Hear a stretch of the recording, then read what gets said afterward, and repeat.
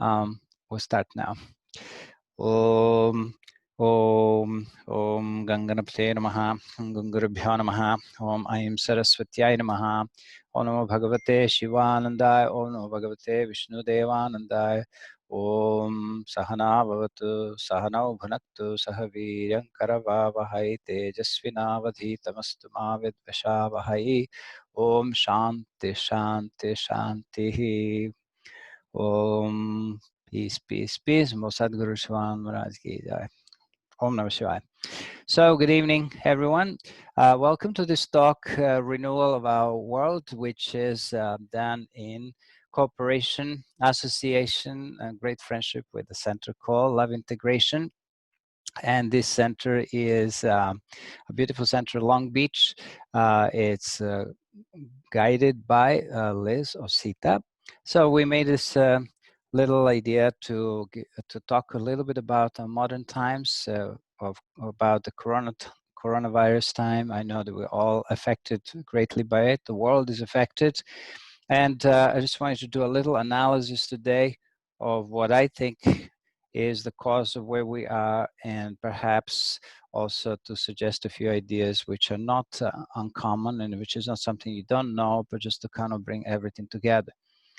So the idea is to present with a few words the conditions that have caused this fundamentally unsustainable world to appear, and with its tendency to disappear, as a result, in fact, of a very chaotic way of living. And I think this chaotic way of living has brought about the major crisis in humanity as we know it, but also with the great potential of creating literally a new world. And on the other hand, just to kind of mention a few things that I feel like are useful.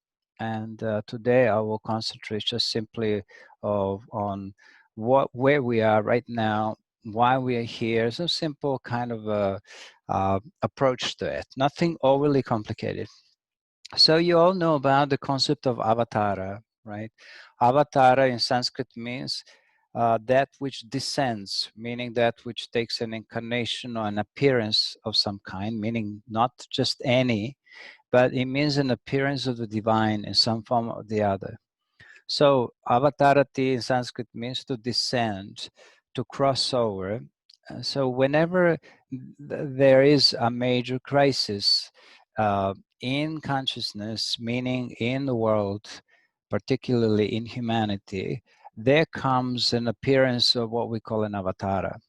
So an avatara always appears at the crux of some kind of a conditions that on one side are heavy enough to cause a self-destruction, on another side they also become an opportunity for the whole of the creation, in fact to humanity, let's put it this way, to remedy its ways and to move into a better future.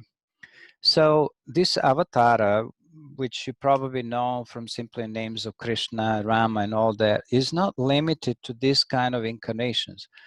Avatara manifested any point of crisis in an individual life as well as in a collective life that we're experiencing today. So what happens is whenever a shift needs to take place in order to promote us further in evolution, and where also there is a tendency to degradation within our nature, that's when avatara manifests. However, an avatara being a manifestation of consciousness does not manifest specifically only at certain times. It is a form of consciousness. Therefore, the avatara is available at any given moment for anybody who is ready and to learn. And this is how we need to look at it. And since the whole life, everything that we experience, every experience, everybody we meet, everything is interconnected. Everybody and everything is a teacher. So the world is the ultimate teacher. There is no other teacher than the world, and through the world, your own experiences, which are your greatest teachers. And so all our experiences are teachers. And in denying our experiences, we deny also the learning. So similarly, as a humanity, if we deny the experiences and we try to just go back into what we lived before, we're going to deny our own learning. And that will go against us. So thinking in this way, the world in itself, with all the phenomena that take place, is really a guru. It's a teacher. And guru can manifest in many different ways. Again, a guru is another manifestation of consciousness. It is another manifestation of grace and guidance and wisdom and knowledge. All these things are interrelated.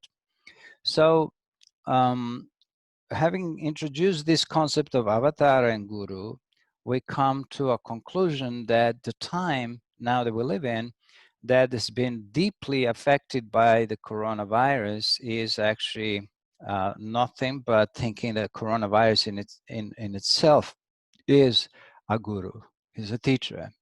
And if we want to learn and move forward, we must come in all humility. We must bow down to the pressure that this virus is exerting on humanity, knowing also that if we decide not to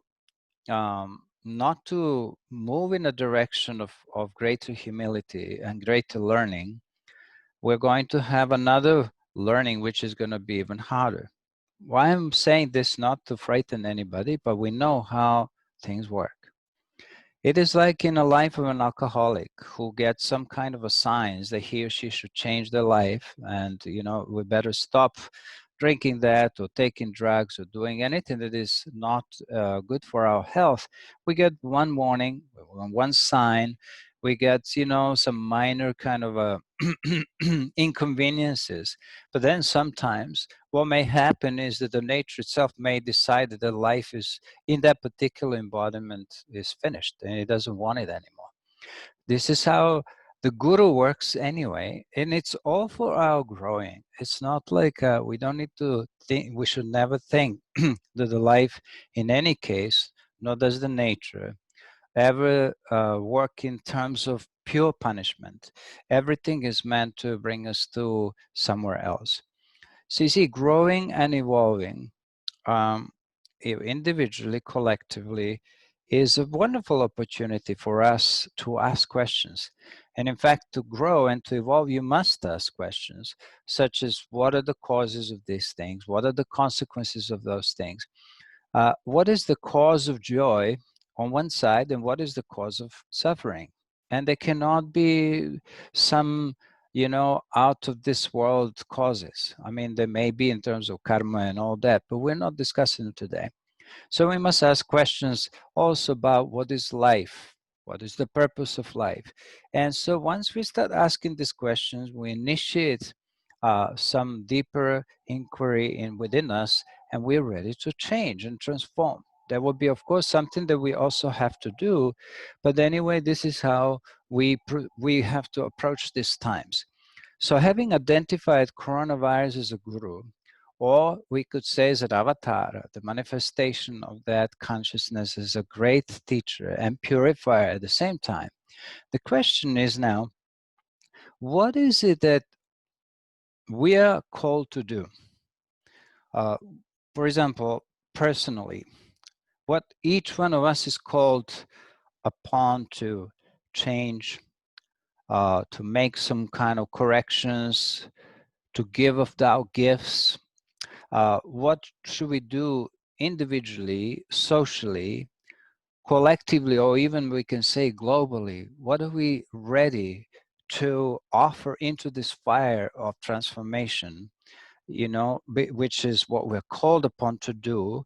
So in terms of, let's say, personal things such as habits, my thoughts, my consumerism, right? How do I consume?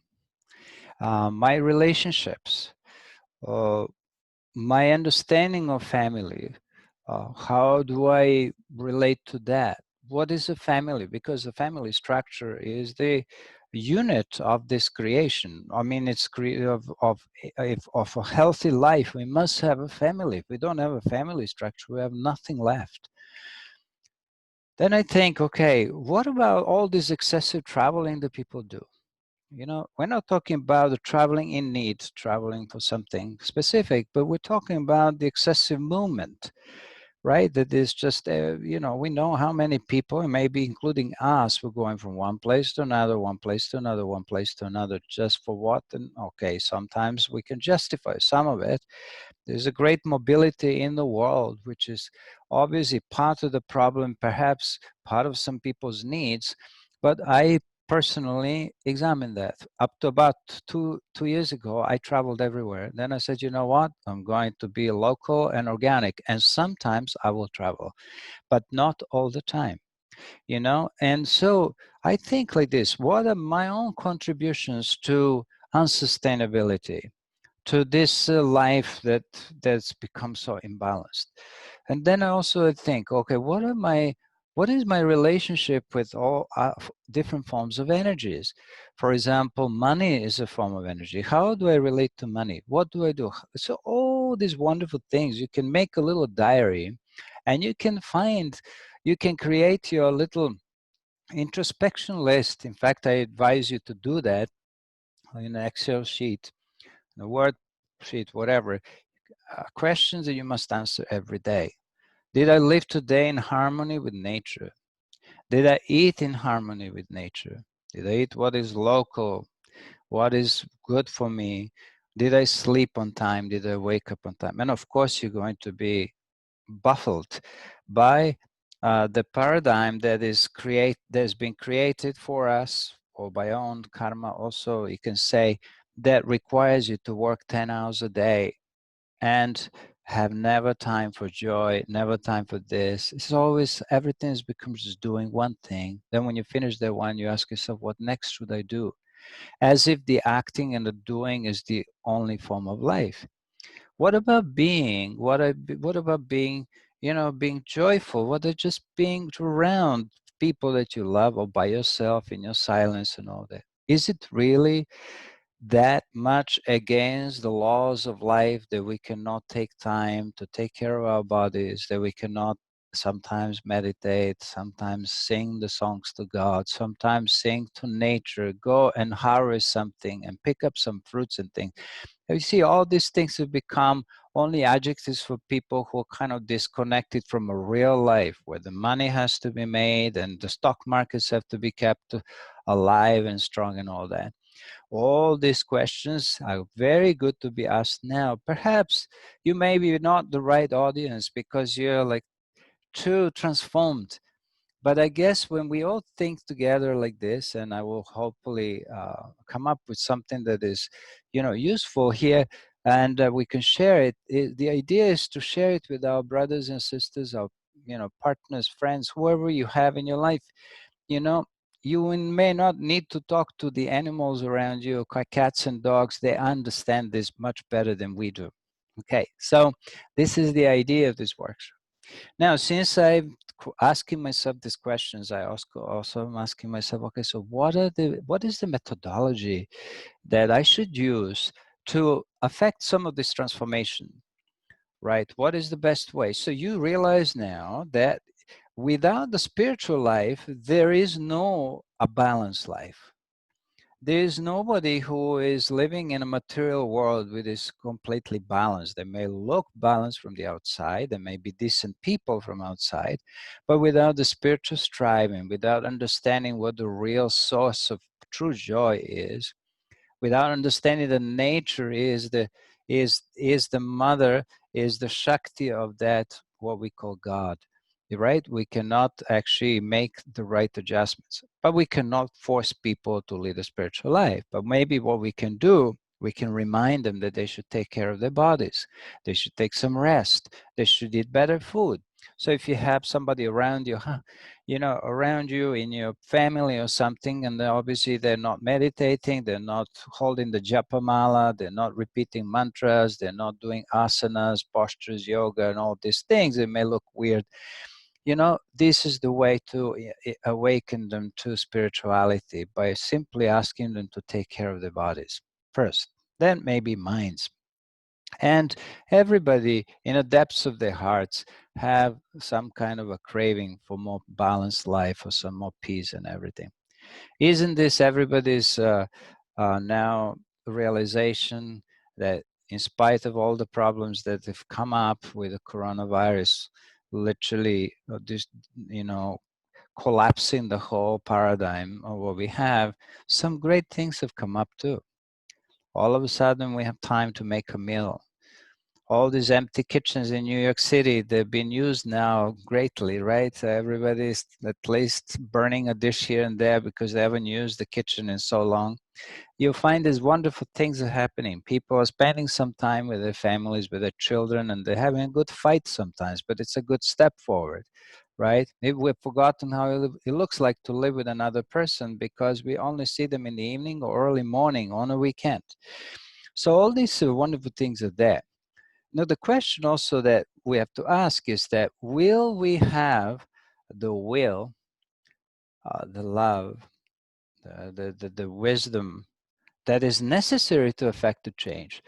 Now, again, I will remind you, the nature does not want you to transform yourself overnight in a way that it will override the laws of evolution. We cannot, even with all the problems that we have, we cannot cause a revolution to take place. Everything in this life evolves, moving one step at a time, and that step has to be done again and again, systematically, and this is how simply everything works. If you have a disease, you have a problem, tomorrow you're not healthy. You have to slowly go through it. Similarly, we have an imbalance in the society. It will take some time, and this is why nature is taking its time, but it's maintaining the pressure because people are too quick to let go of, of any kind of things they've learned. They want to go back into the old life. Now, I ask every one of the friends who want to rush back into the old life, what exactly do they want to rush back to? What was so exciting about working 10, 12 hours a day, not seeing anybody, and we know what the problems are. So all these things must be there. So we need to have the will, right? The will needs to come always with love. It's not purely a mechanical will. We need to, when you understand something, you love it, you see? And the more you love it, the more you understand it. So if you have these two, you're cultivated, the feminine and masculine, you're going to affect deep changes. I myself have learned so much about myself in these last 4 months. I have to tell you, I live on the east side of New York City. I have not been to the west side of New York, which normally I go to, especially when I go to Long Beach, and I often visit friends. I haven't been there for 4 months. Can you believe it? All I know is a park and a few birds here. So that's a good start. Some of you may be luckier. You have houses, you have nature, maybe you have a few trees around. That is not yet. I have local trees and I'm going to them every day, but we will see. Things are changing, which is wonderful. So in order for us to affect this transformation, this change, we have to study both consciousness, meaning the spiritual aspect of a life, and nature. So both need to be studied. Now, again, where we stand today is the result of certain causes. And I want to bring up just a few little pictures for you, which you all know about, but it will be interesting for more people to think this way. Many people say, what happened to our world? As if it's all of a sudden everything has collapsed. No, the world hasn't all of a sudden changed. The world has evolved to this point. This has been what's happening today has been in making for a long time. We know it. I mean, what to say? With destroying every form of life, which we're so experts at, what are we expecting? And we did it slowly, building it up. The more desire, the more greed, the more of that, the less of the world available. So we have this wonderful word called dharma. I always teach about this because I sometimes have to bring some spiritual concepts here. Dharma means a universal law. These laws, as we know, are divine laws. Therefore, they're not man-made, thank God. So these laws are natural. And I have to say that when we say dharma, there's a lot to be said about this, and I'm not going to elaborate tonight on it, but just to say that these are what we may call the natural laws, that are also part of the nature, and the laws within nature are the dharmic laws. For example, simple things. The sun rises in the east. Who determines this? Who orders that? It sets in the west. So the sun in itself, being a tremendous, powerful being, at least from Eastern point of view, obeys the laws that have been determined for it, right? So the sun would not decide to rise in the west because that would be wrong. However, for human, we could perhaps change and go against every possible law because we are so ignorant. However, the natural laws, the mother's laws, the nature laws, the dharmic laws are more powerful than human stubbornness, than human lack of intelligence and arrogance, which is the principal cause of imbalances in life. It's the arrogance. So whether in our lives, individually again or collectively, arrogance is the primary cause of every disease. And even if it's a physical disease, first there's a mental problem that causes this to happen. Now, please don't take that too far. If you're dealing with any issues, the question is only, can we really ask the right questions and move in a direction of balance? So you see, this lack of intelligence and the arrogance have induced, or rather forced, the Mother Nature to use one of her powerful remedial methods to instill, or to, let's say, reinstall, if I may say, respect, humility, discipline, as well as true joy in humans. Now, living is not just about discipline. Living is the discovery of true joy, but you cannot find true joy without obeying to the laws. This is not possible, and this is what we are reminded. Now, we may learn it, or we may not. Then 3 dots, tuck, tuck, tuck, and I leave it to you to guess what comes next. Okay, so now we have to remember that the Mother Nature is truly omnipotent because there's nothing beyond her, and we're her children. And in a way, when we say nature, we cannot divide the nature into external and internal. I've said this several times before. Nature is one.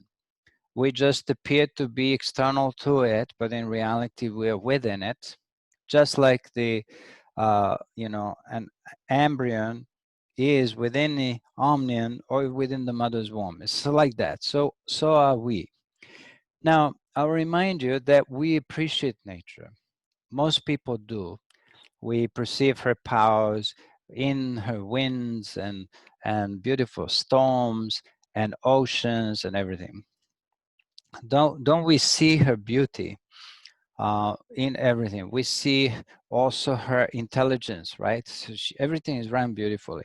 So in the Vedic teachings, we have 2 main principles that are not just 2, but they're very practical. One, whatever the weather condition appears, one must never use critical words, cursing words against the weather.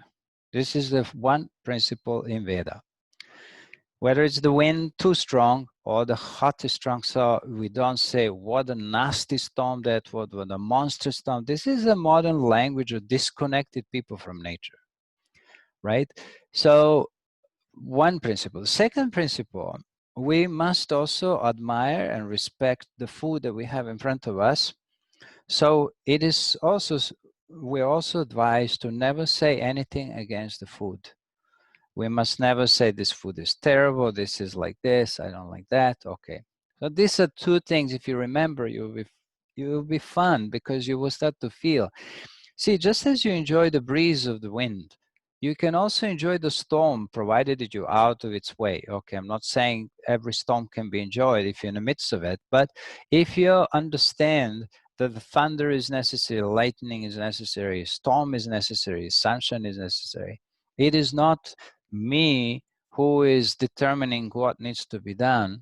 There are many reasons why the nature corresponds to this in this way, and the weather patterns are directly associated with human thought, believe it or not.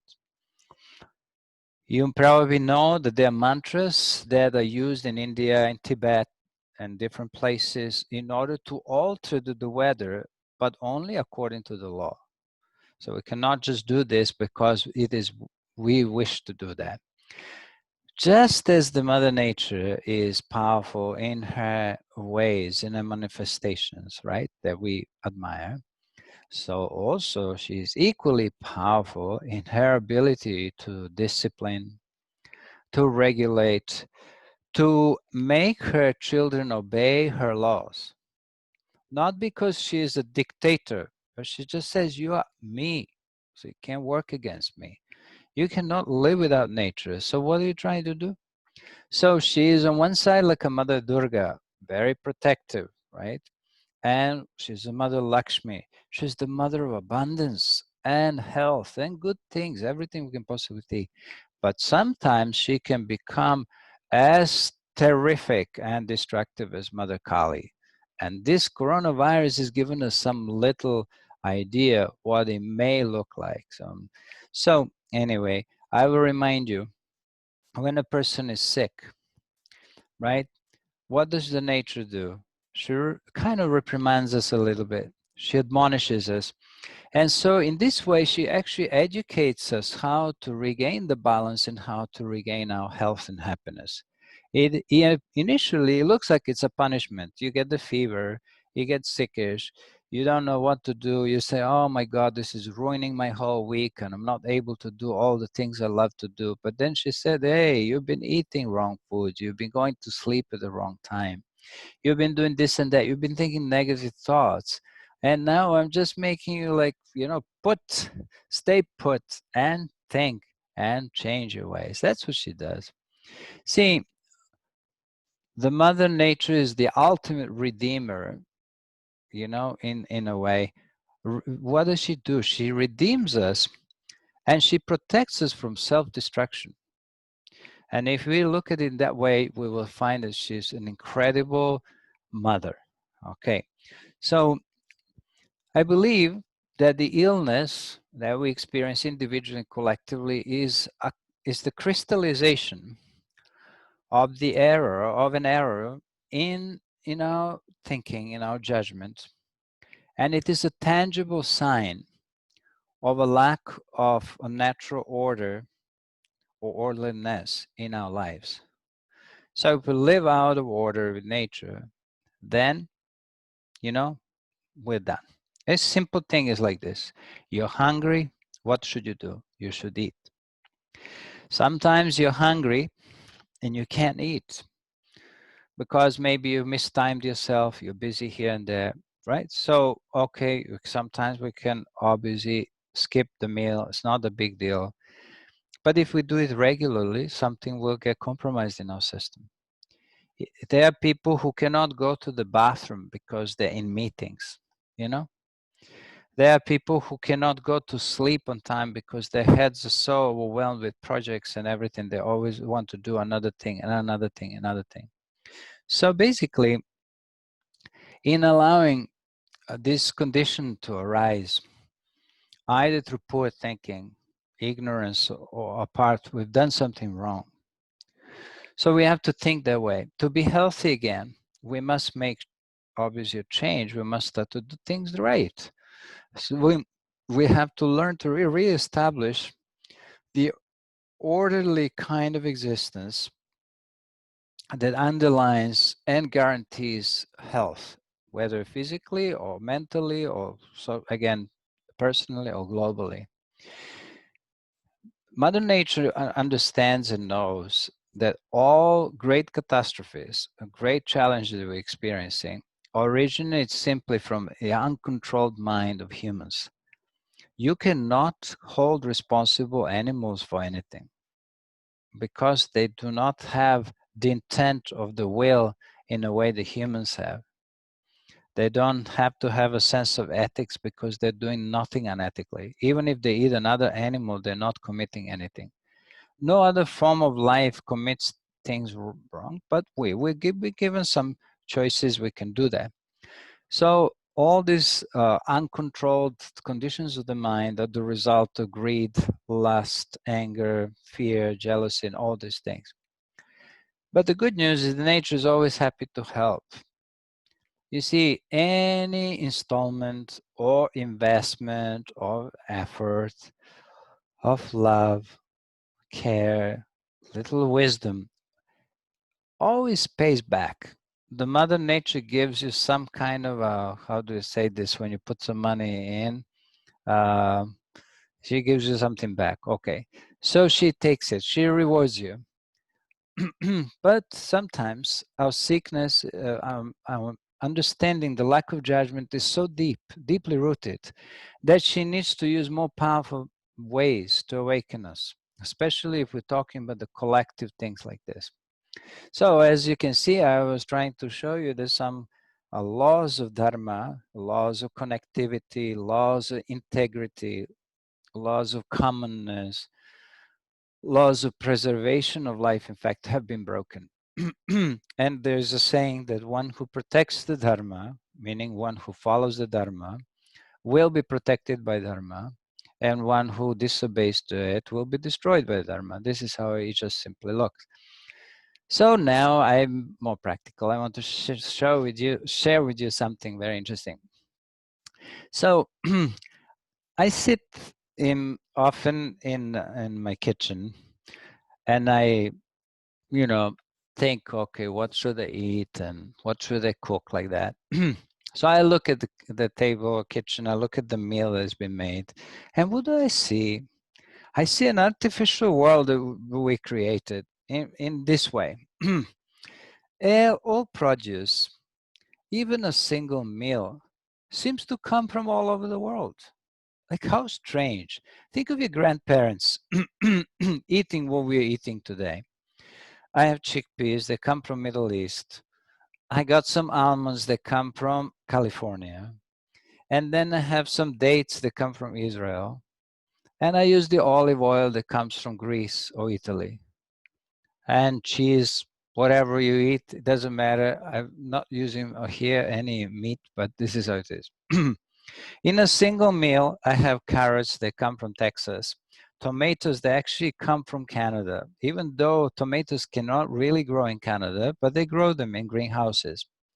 Cabbages come from California. Sometimes, due to the habit I developed, I like to eat bananas that come from, any Central American country. And sometimes two meals in a single day could be coming from all over the world. And you may have not even two of the same molecules sitting together on your plate. Not just that the humans are overly traveling, but the foods are traveling everywhere. The molecules of the foods are traveling.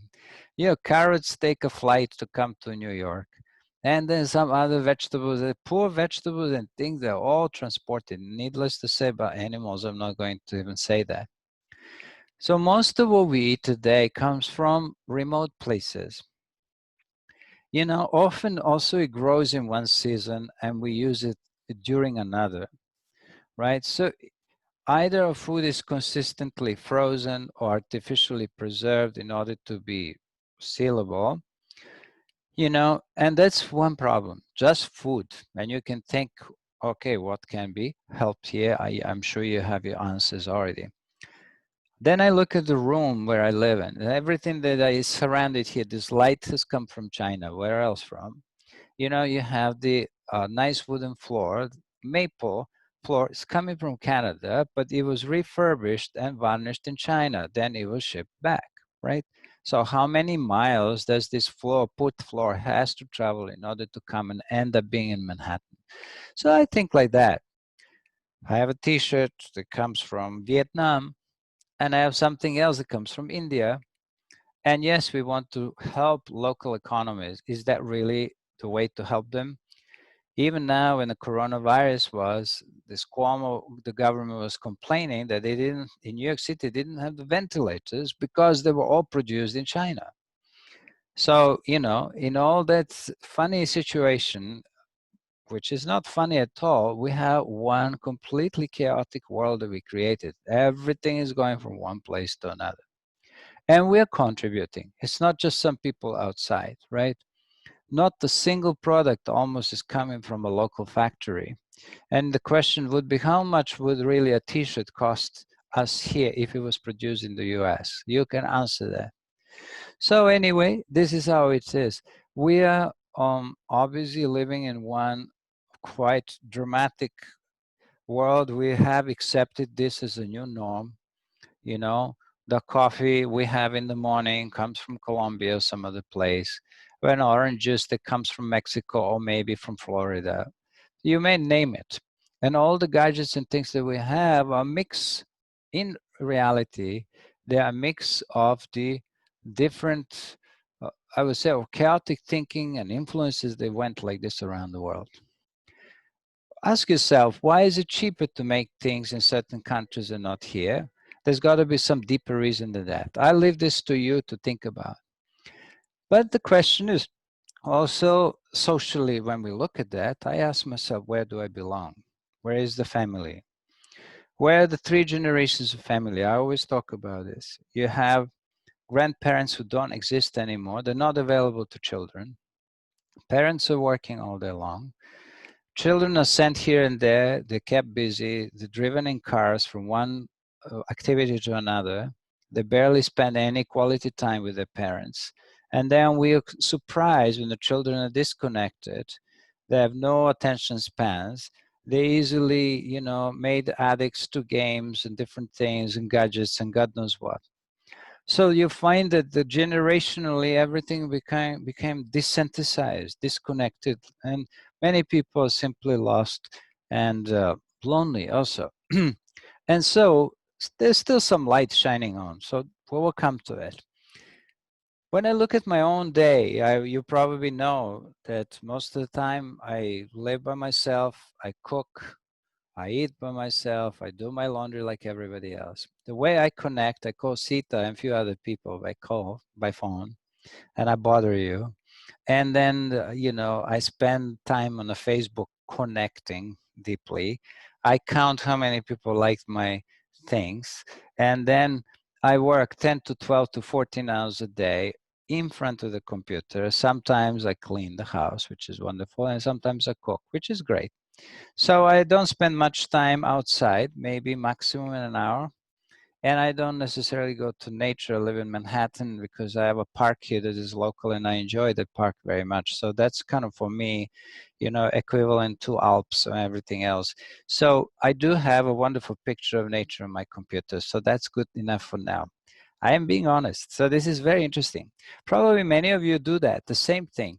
You do your own laundry, you cook, you eat your meals, and sometimes meet your friends.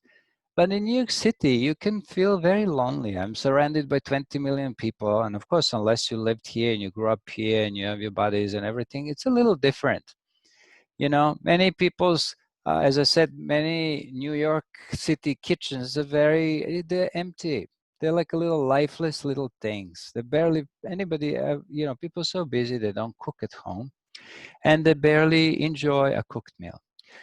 So what we think, okay, I order some food from outside today and I will reconnect by putting my TV on. This is how people live. All of that, obviously we know it can be changed and should be changed, and it will be not easy to change unless we generate sufficient will, sufficient love and everything. You see, the modern civilization is suffering from a deep-seated, also not just psychological, but biological degeneration, which is the result of our unnatural, chaotic way of life. You know, we have dismissed nature. And so because we've dismissed nature, now the nature is about to dismiss us. So we have to also pay attention, especially to at least to the ways that we eat and stuff like this. So I'm going to introduce now some medicines. Okay, so dharma, artha, kama, and moksha. There are four things that they have to be recognized in life as important. They're part of our life, our growing, our evolution. You can say four stages of life are connected to it. But the first thing to understand is that there is moksha. Moksha means, in these simple words, not just liberation, but it means there's a goal that is spiritual in nature, it has to be recognized. In order to make that happen, yoga is necessary. Education is necessary, which emphasizes, if not God as some kind of entity, you can say nature is God. It's good enough to begin with. And then we know that we have something to strive to attain, and we know that God is everywhere. We're not going to use this theological concept of God. We're going to use the idea that everything is God. And we teach people, pen is God, you know, a little, let's say, vacuum cleaner is God. The person you're talking to is God, like this. So if we train people to think that way, it's wonderful. Now, there's something called dharma. Dharma is the foundational laws behind this creation. So therefore, ethics are important in the life of human beings. So we have all challenges with this, but if we do recognize that they're essential to be followed to whatever degree we can, that is a good start. Then we have something which is called artha. Artha represents all forms of wealth. Now, this is not just the economy that we know it as, but it is also the wealth that manifests in things such as the presence of your grandmother in your life, uh, her meal that she made, the love that you feel when you meet your neighbors, when you feed animals, when you spend time with it. That's all part of artha, friendships. Uh, so everything that nurtures and creates the abundance is artha. There is nothing wrong to have an abundance, but it has to have a dharma, meaning you have to legally earn things to have that, and you have right with that to, of course, enjoy things, which is called karma. So all this, when we say artha specifically, as I said, it's not only economy, but it's a capacity to generate and also share whatever the abundance has been generated. So this is all good. So these four need to be part of our life. Vedas have recognized, India is recognized. Otherwise, with our spiritual life, without knowing all these things, we can end up being very delusional. So one of the remedies that I often talk about is the development of sensitivity and appreciation or gratitude. We all know that, the spiritual people here. So this is something that we're lacking. In what way? If we are disconnected from ourselves, which we are, from everybody else, we may want to focus more on quantity of things rather than on quality. So each one of us experienced trying to grab as many things as possible. And then we realized that one important thing is the quality is destroyed by too many and too much of things, too many things and too much of anything. So here I'm going to remind you, any experience needs to be focused on quality, and it needs to be dequantified. So let's say I eat. So I should try to eat only certain times. Then what happens? I get hungry. Then I'm looking forward to eating. Then I appreciate the food that has been given to me. So that's kind of one way to do it. If you have partners and friends and all that, you also have to not overconsume them. Because if you overconsume them, then they will run away, one. And the second thing is, you will not be able to appreciate their presence. Suppose I'm every day in Long Beach with Sita. She will be so tired of me. She'll say, OMG, if he comes one more time, I'm just going to run away. This is how it would be. You see, if you see me every day, I see you every day, we lose appreciation. Now, one way we could keep the appreciation, and that is if we were to practice seeing the person, having the experience as if we were having it for the first time. That's a different story. As if I'm meeting for the first time, as I'm breathing for the first time. So my recommendation, when you wake up in the morning, concentrate on the idea of synthesizing yourself, meaning learning to, again, appreciate things, have the respect, have the gratitude for things. When you wake up in the morning, see if you can connect your eyes to an image of God or something that is aspiring, a flower or nature or sunrise. and then take at least 3 to 5 breaths and say, I take this breath in gratitude. I take this breath with great love for the Lord who has given me a capacity to breathe. There are so many people today who are on ventilators. They cannot breathe. So let me appreciate it. See, when you think that way, then the appreciation is there. When you know that there is suffering, then you can appreciate life. I'm not saying focus on it explicitly, but this is what it is. Then another point is that would be useful is meditation on elements in nature. I do this every day. I say a little prayer. I say, I salute, I greet the Lord in the form of earth that, enables so many wonderful things to grow. I salute the mountains, the valleys, the grains, the fruits, and all these things. So I have my little, like this prayer, I made it up. I also bow down to the Lord in the form of all forms of water. Maybe it's ocean or rivers or lakes or simply drinking water. Here's my appreciation. Then element fire, I usually take the sun as that. So then I say something about the sun, the giver of life, the giver of the warmth. It makes me smile every time I see it, right? Then element air.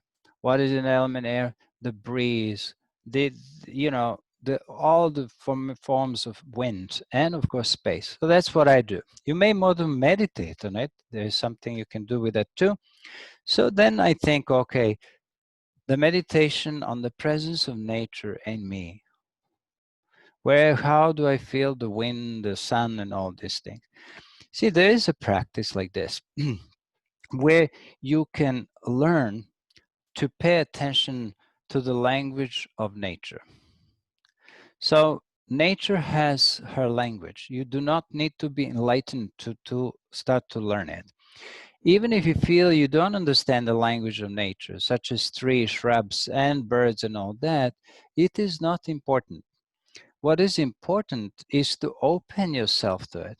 Then what's going to happen, within us there are certain subtle elements, centers, sorry, that one day will allow you, when these subtle centers open, to allow you to connect with all life that circulates throughout the universe, and you will find that it's able to speak to you, right?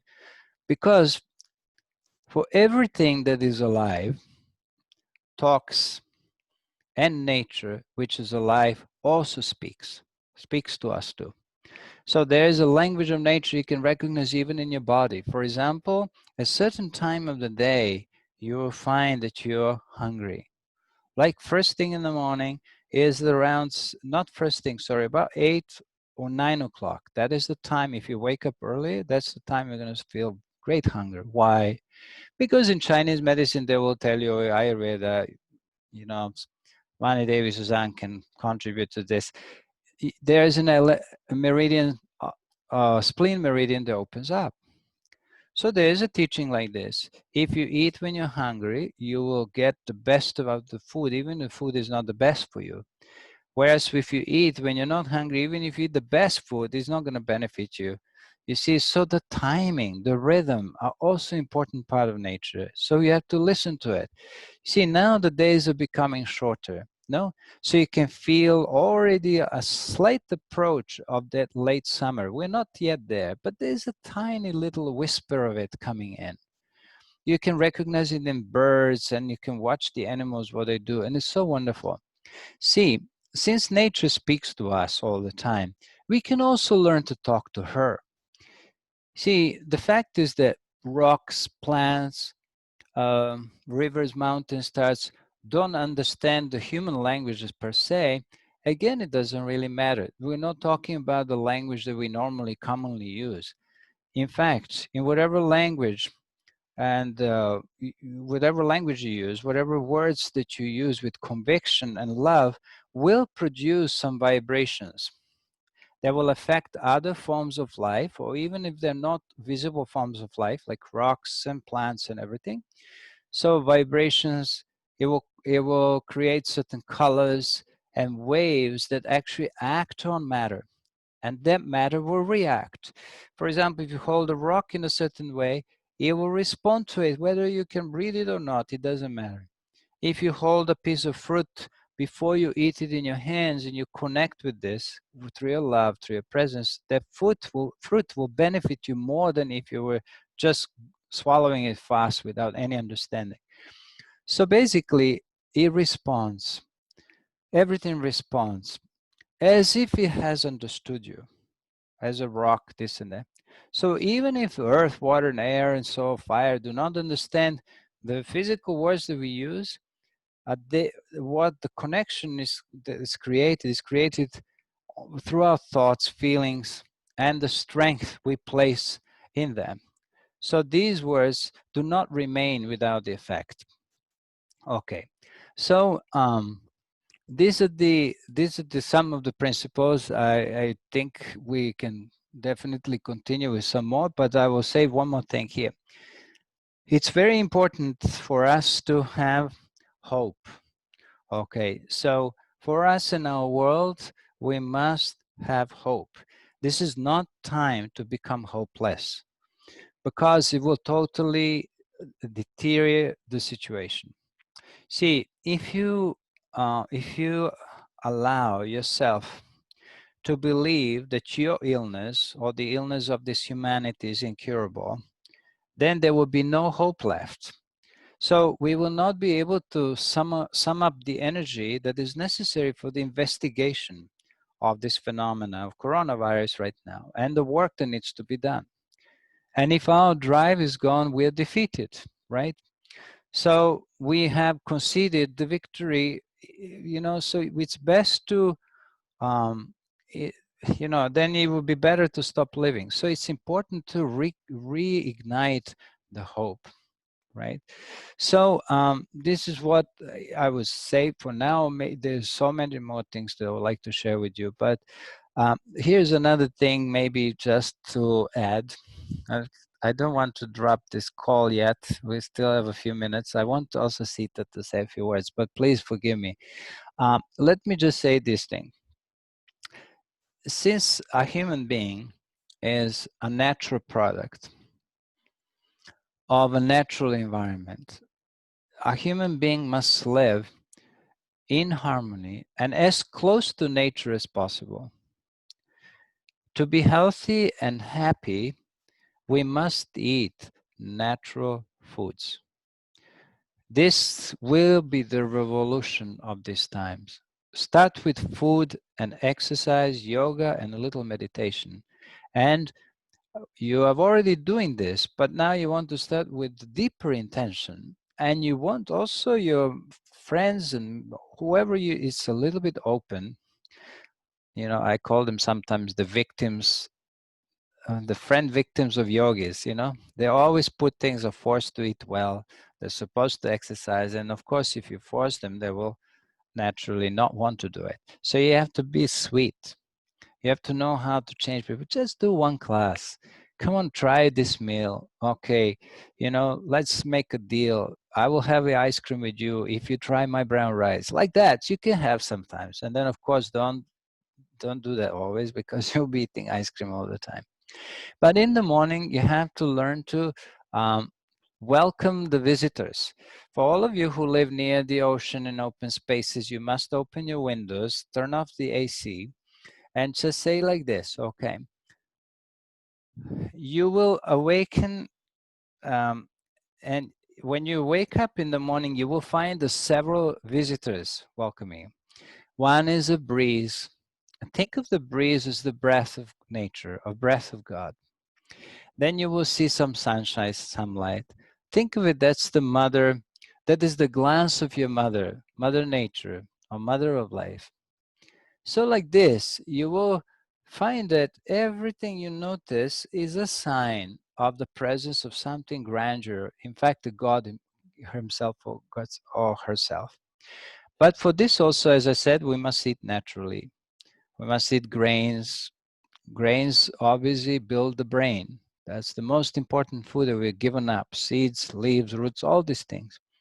Then as you add some little salt to your food or eat some salty soup, that is actually an archetypical connection with the ocean.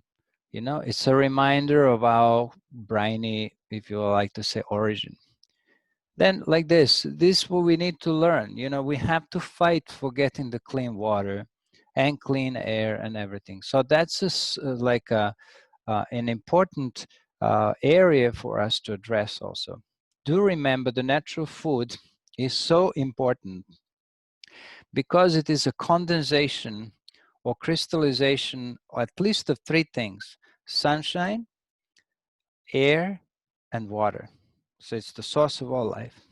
So basically, as you can see, at least in the realm of food, we cannot separate the body from the land. And that's what we did. So now we are suffering like anything, right? We must unite with our environment in order to be healthy, to be in line in everything. So basically, I will stop here. I know there's a lot more to say. I'm ready to give another 2-hour talk, but I'm going to now ask my friend Sita, who's very shy, but she's very sweet and wise. She's going to say a few words, and then we can close up our little chat. So you want to take over, you can unmute yourself, please. Hi, Hi, Sita. everyone. Thank you so much, Premji. That was beautiful. I really do believe in the power of healing. And I love that you said that this illness of humanity is curable. And just to have hope, that was really Very important. inspiring. Thank you for that. Thank you so much. Please add something if you like. Yes, I mean, connecting with nature and would you mind telling them what you did, the course and all that? Like oh yeah, the Game Changers course. Yeah, so at the beginning, and a mama, somebody. in the Pachamama.org, the Pachamama Alliance. So at the beginning of the pandemic, I was introduced to a course called Game Changers, which is through the Pachamama Alliance. And they show wonderful videos on the environment, on nature, on global warming, on even systemic racism, and all the different things that are kind of the illness of our society and our world. And it gives you a chance to not only watch these videos, but to connect with people all over the world and to speak on these issues. So it really makes you digest your feelings and your thoughts about it when you're asked and called to speak to it. And you meet people from all over the world, and you do this course for 8 weeks in a row. It was super inspiring. So I highly recommend it. It's a free course. It's by donation, and you can look at it at the pachamamaalliance.org. Very good. Yeah. Yes, and Sita runs a studio, and we talked about this, that any one of you who has a website and you want to serve humanity, having a website is a good way. Facebook is a good way. Perhaps it's a time to kind of not put too many of our pizzas and things that we eat, and some like stories of things that just whatever inspires you, that you want other people to be inspired by. We need to have a consistency in keeping a certain vibrational level up. um, this is part of the reason why I never really put anything about my private life or my friends or what I eat ever on a Facebook. I approach the Facebook as a platform which can be a good way to share the good information. There are a lot of people who do all kinds of other things. We know that, but still, this is what I feel it. And organize maybe weekly meetings with one friend or somebody. I'm not saying try brainwash anybody, but bring up a discussion and see where you are, and also tolerate other people's maybe ignorance or other things that they may not exactly understand, but as long as they're willing to share some stories with you. And that's what I really believe. And Sita has been doing a wonderful work. She herself did these courses. I'm sure some of you are connected with nature and maybe other organizations. Um, the most important thing perhaps uh, of this webinar is to remind us that, yeah, we're aware of what's going wrong, what many things are wrong, but we have to start by first recognizing that there is hope. The second thing, even today or tomorrow itself, we must start to eat better. We must start to exercise a little bit and just try to dedicate that time to wonderful things. So with this, I finish now with the prayer. Om Purnamada Purnamidam Purnat Purnamadachite Purnasya Purnamadaya Purnameva Vashishyate. Om Shanti Shanti Shanti. Pol Sadguru Shivan Maharaj Ki Jai. Pol Shri Vishnudevan Maharaj Ki Jai. Hari Om Tat Sat. Thank you Sita. Thank you everyone for being such wonderful listeners. And see you soon in another.